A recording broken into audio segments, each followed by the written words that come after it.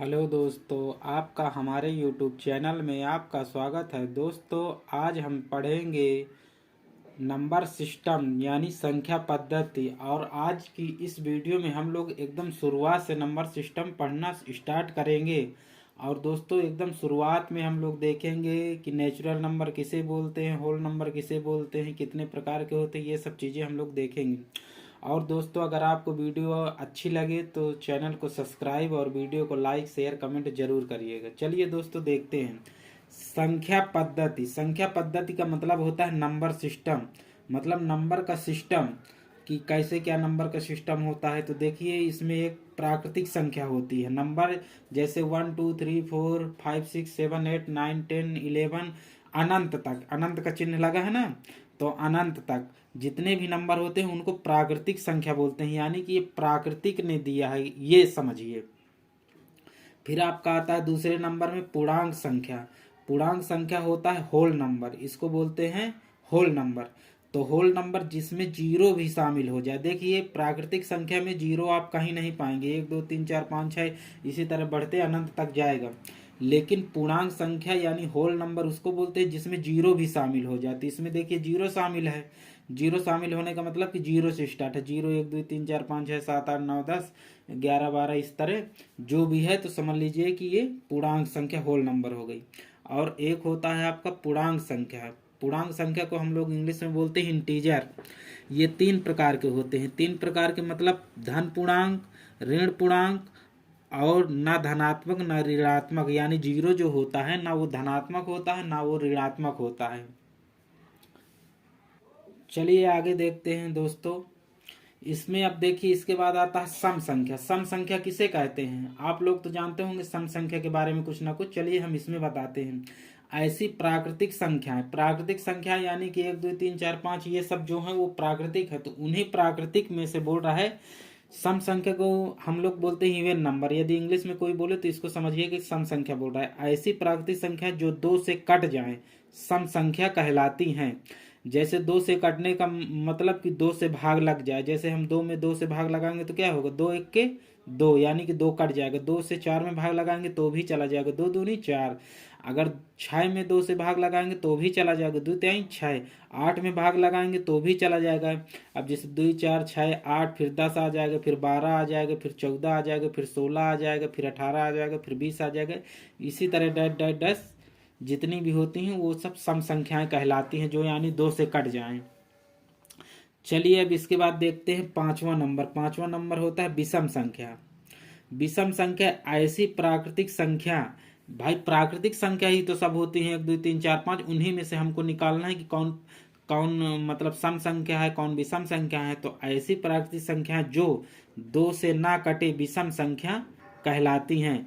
जैसे विषम संख्या जैसे 1 3 5 7 9 11 11 हो गए, 13 हो गए, 15, तो उनको हम लोग विषम संख्या कहते हैं। चलिए अब आगे चलते हैं, आगे देखते हैं। इसमें एक नोट लिख लीजिए। नोट का मतलब होता है सम संख्या तथा विषम संख्या में समानता। सम संख्या और विषम संख्या में जैसे आपको अंतर पूछे या समानता कि इनमें क्या फर्क है, क्या कैसे है, तो उसको आपको बताना है दोनों के क्रमागत पदों के बीच का अंतर समान होता है। जैसे देखो, 2 से आप 4 में जाएंगे सम संख्या ढूंढेंगे तो कितना हुआ, 2 हुआ ना। अब अगर 2 से आप 3 में जाएंगे तो इनके बीच का अंतर क्या हो रहा है। जैसे 1 से 3 में जाएंगे तो 1 2 फिर 3 पाएंगे, यानी 2 का अंतर। 3 से 5 में जाएंगे तो क्या पाएंगे, 2 का अंतर, यानी 4 फिर 5 पाएंगे। इसी तरह देखो, 4 से 6 में जाएंगे तो भी 2 के अंतर। और इनके भी सम और विषम, जैसे ये सम है ना, तो इसके बाद आप क्या पाएंगे, 3 पाएंगे, 4 के बाद 5 पाएंगे। तो इस तरह इनके दोनों के बीच का अंतर होता है क्या, 2 होता है। पदों के बीच का, दोनों के क्रमागत पदों के बीच का अंतर 2 होता है। इसीलिए देखो, 2 इसमें भी अंतर है, 2 इसमें भी अंतर है, इसलिए इनको बोला गया है कि पदों के बीच का अंतर समान होता है। अब आइए इकाई। इकाई को हम लोग बोलते हैं यूनिट। जिसके केवल एक गुणनखंड हो उसे इकाई बोलते हैं। एग्जाम्पल में जैसे 1। फिर इसके बाद आता है अभाज्य संख्या यानी कि प्राइम नंबर। प्राइम नंबर को हम लोग अभाज्य संख्या बोलते हैं। अभाज्य संख्या जिसके केवल 2 गुणनखंड हों, केवल 2 गुणनखंड हों, उसे हम अभाज्य संख्या कहते हैं। जैसे 2 को ले लिया जाए तो 2 किससे कटता है? 1 से कटेगा और 2 से। 3 को ले लिया जाए तो ये एक से कट जाएगा और स्वयं की संख्या 3 से। 5 को ले लिया जाए तो 1 से कटेगा, 5 से कटेगा। यानी कि इस तरह की संख्याओं को हम लोग क्या कहते हैं? अभाज्य संख्या कहते हैं। जैसे 31 को ले लीजिए यानी 31 को, तो 31 किससे कटेगा? 1 से कटेगा, 31 से कटेगा। ये भी अभाज्य संख्या है। तो दोस्तों मैं आशा करता हूँ कि आपको ये सब जो मैं बता रहा हूँ वो सब आपको समझ में आ रहा होगा। अब नोट में डाल के लिखे, जैसे आपसे कोई पूछ ले कि 1 से लेकर 100 तक की गिनती में कुल कितनी अभाज्य संख्या है, तो दोस्तों 25 अभाज्य संख्या होती हैं। 1 से लेकर 100 तक की गिनती में कुल 25 अभाज्य संख्याएं होती हैं। अब दोस्तों हम लोग पढ़ेंगे 8वां नंबर, भाज्य संख्या कंपोजिट नंबर। जिसके 2 से अधिक गुणनखंड हों उसे भाज्य संख्या यानी कंपोजिट नंबर बोलते हैं। 2 से अधिक का मतलब कि देखो 4 को आप किससे काट सकते हैं? 1 से तो हर संख्या कटती है, ये 2 से भी कट जाएगा, 4 से भी कट जाएगा। तो क्या हुआ? 2 से अधिक हुए कि ना हुए? 2 से अधिक। अगर इससे और इससे बस कटता तो माना जाता कि यह अभाज्य संख्या है, क्योंकि अभाज्य संख्या का रूल यही है, केवल उसके 2 गुणनखंड होना चाहिए। तो इसमें 2 से अधिक आ रहे हैं, यानी 1 से कट रहा है, 2 से कट रहा है, 4 से कट रहा है, तो इसको हम बोलेंगे भाज्य संख्या। 6 को आप किससे काट सकते हैं? 1 से काट सकते हैं, 2 से काट सकते हैं, 3 से भी काट सकते हैं, 6 से भी काट सकते हैं। 8 को आप किससे काट सकते हैं? 1 से भी कटेगा, 2 से भी कटेगा, 4 से भी कटेगा, 8 से भी कटेगा। तो इसलिए इसको हम लोग भाज्य संख्या बोलेंगे। चलिए दोस्तों, अब इसमें आप नोट करके लिख लीजिए, 2 एक ऐसी संख्या है जो सम भी है और अभाज्य भी है। दो एक ऐसी संख्या है जो सम भी है और अभाज्य भी है। और ये अभाज्य क्यों है? देखिए, अभाज्य संख्या का नियम क्या कहता है कि जिसके केवल 2 गुणनखंड हो, यानी कि वो स्वयं से कटे और 1 से कटे। तो 2 को हम किससे काट सकते हैं? 1 से काट सकते हैं और 2 से काट सकते हैं। और ये सम संख्या भी है और अभाज्य संख्या भी है। तो यही एक संख्या जो सम भी है, अभाज्य भी है, बाकी कोई नहीं है। अब नोट नंबर दूसरा है, सबसे छोटी अभाज्य संख्या कौन होती है? सबसे छोटी भाज्य संख्या, अभाज्य नहीं भाज्य संख्या, जो मतलब सबसे छोटी हो और भाज्य भी हो। भाज्य का मतलब होता है जिसके 1 से अधिक गुणनखंड हो, मतलब 2 से अधिक। तो देखो ये 4 किससे कटेगा? 1 से कट जाएगा, 2 से कट जाएगा, 4 से भी कट जाएगा। इसलिए इससे सबसे छोटी भाज्य संख्या 4 होती है। अगर आपको पेपर में आ जाए तो आपको 4 मारना है। 1 से 100 तक की गिनती में कुल कितनी अब भाज्य संख्या है? 74 भाज्य संख्या होती हैं। 1 से 100 तक की गिनती के बीच में कुल 74 भाज्य संख्या होती हैं। चलिए अब देखते हैं परिमेय संख्या। अब परिमेय संख्या में देखते हैं, ये भी दोस्तों क्वेश्चन बहुत पूछा जाता है। इसको बोलते हैं रेशनल नंबर। यदि किसी संख्या के अंश बटे हर के रूप में, मतलब यदि किसी संख्या को अंश अपान हर के रूप में लिखा जा सके जहां हर 0 ना हो तथा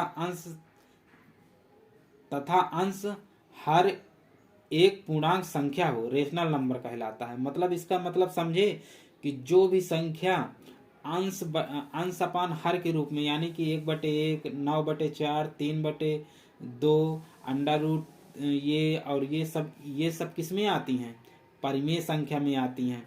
मतलब कि हर में, यानी कि बटे में 0 बस ना हो, उसको हम लोग क्या बोलते हैं? परिमेय संख्या बोलते हैं। अब जैसे इसमें एग्जाम्पल दिया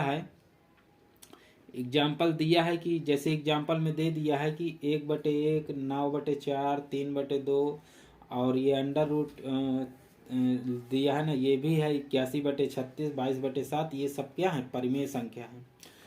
अब हम लोग पढ़ेंगे अपरिमेय संख्या। अपरिमेय संख्या का क्या नियम होता है? अपरिमेय संख्या उसको कहते हैं यदि कोई संख्या निम्न 3 नियमों का पालन करे तो उसे अपरिमेय संख्या कहते हैं। मतलब कहने का कि संख्या अंडर रूट के अंदर हो, मतलब अंडर रूट के अंदर अगर है तो अपरिमेय संख्या है। अंडर रूट के अंदर पूर्ण वर्ग संख्या ना हो, मतलब जो संख्या हो अंडर रूट के अंदर वो पूर्ण वर्ग ना हो।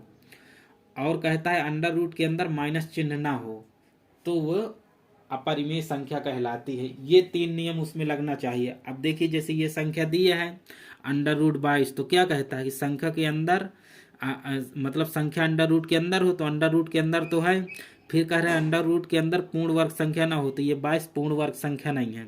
फिर कह रहा है अंडर रूट के अंदर माइनस चिन्ह ना हो, तो माइनस चिन्ह भी नहीं है, तो यानी ये क्या हो गई, अपरिमेय संख्या हो गई। इसी तरह ये भी है, इसी तरह ये भी है। देखो अंडर रूट के अंदर माइनस चिन्ह नहीं होना चाहिए, बाहर हो सकता है, तो देखिए ये भी दिया है, ये भी अपरिमेय संख्या है।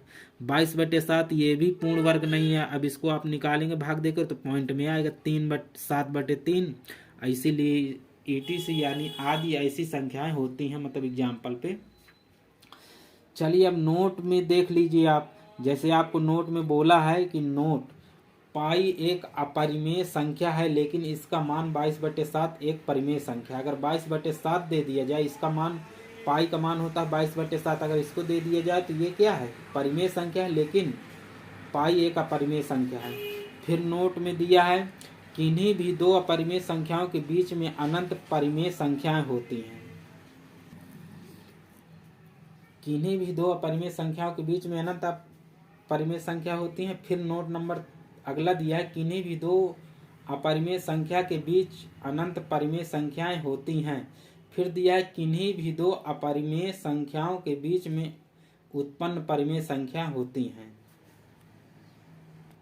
दोस्तों अब हम पढ़ेंगे सह अभाज्य संख्याएं। ऐसी दो संख्याएं जिनका मासा एक हो सह अभाज्य संख्या कहलाती हैं। मतलब दो संख्याएं हो और उनका मासा एक हो, तो 2 और 3 का मासा क्या होगा, 1 होगा। और 3 और 5 का मासा क्या होगा, 1 होगा। 4 और 5 का मासा क्या होगा, 1 होगा। इसीलिए इन संख्या ये जो दी हैं ये सह अभाज्य संख्या है। युग्म अभाज्य संख्या किसे कहते हैं, यानी ट्विंस प्राइम नंबर। ऐसी दो अभाज्य संख्या जिनके बीच का अंतर 2 हो, ट्विंस प्राइम नंबर कहलाते हैं। देखो इनके बीच का अंतर क्या है, 2 है ना, 5 और 2 7, यानी इन दोनों को अगर अंतर निकाला जाए तो 2 आएगा, इसमें भी 2 आएगा, इसमें भी 2 आएगा, इसमें भी 2 आएगा। इसलिए इनको युग्म अभाज्य संख्या यानी ट्विंस प्राइम नंबर बोलते हैं, ETC। अब इसी के बाद वास्तविक संख्या। वास्तविक संख्या यानी रियल नंबर किसे बोलते हैं, यदि किसी संख्या का वर्ग करने पर उसका मान धनात्मक आ जाए तो जिस संख्या का हम वर्ग करते हैं तो वह वास्तविक संख्या कहलाती है।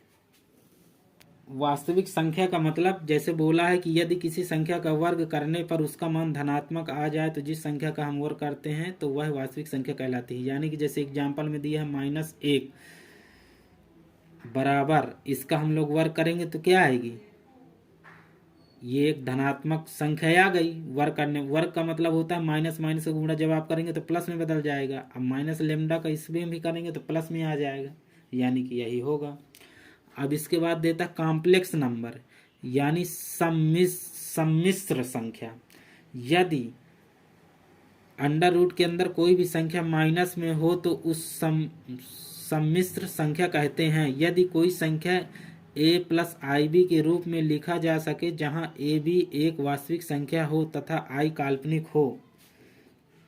चलिए अब हम इसका एग्जाम्पल भी देख लेते हैं। एग्जाम्पल जैसे ये दिया है कि अंडर रूट के अंदर -3 बराबर ये दिया है i का स्क्वायर, यही होगा।